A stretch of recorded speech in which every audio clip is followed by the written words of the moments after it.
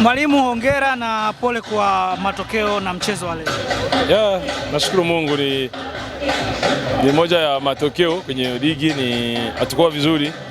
Wenzetu walitumia nafasi zao, kwa hiyo nawapongeza, nikiwaambia pole hasa mashabiki wetu na wapenda timu yetu, pia wachezaji na staff la jumla, viongozi, nasema pole kwa ujumla. Leo wapinzani wako Dodoma Jiji walikuwa bora eneo gani ambao limepelekea wewe kupoteza alama tatu? Walitumia ubovu wetu, hatukuwa, umakini ulikuwa mdogo sana. Wao wakakuwa walichukulia serious, walikuwa concentrate. Kwa hiyo nawapongeza na kwa kuweza kuconvert chance walipata. Kubadili kwa mpango wa Dodoma Jiji kutoka kwenye muundo mama wa walinzi wanne, viungo wawili na kiungo wa ushambuliaji mmoja na washambuliaji watatu wa juu, kumeweza kuathiri mpango wako kazi siku ya leo?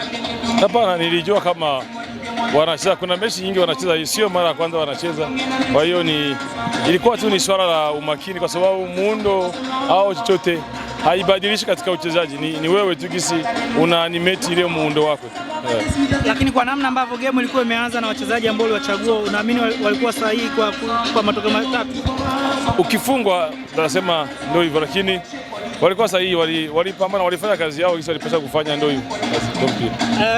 Dakika za mwishoni tuliona umefanya mabadiliko, ulipumzisha fullback ya kulia Isaac na kumuingiza Shaban Idi Chirunda ambao uliwahi kufanya naye kazi miaka ya nyuma kwenye timu ya taifa na pia kikosi cha Azam FC.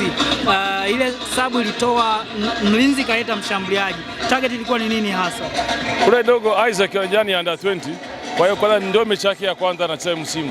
Kwa dakika alikuwa anifanya, nimeona kama ameanza kuonesha ka fatigue. Kwa hiyo tusimharibu. Dogo alicheza mechi yake vizuri. Huwezi amini kama ni under 20.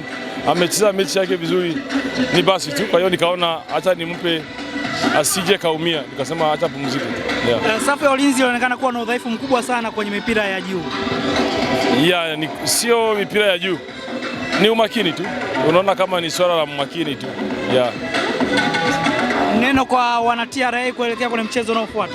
Kwanza ni pole kwa kinachotokea, waendelee kusupport na kuamini timu yao, vijana wana uwezo, nina imani timu itabadilika, watafurahi. Asante sana. Shukrani.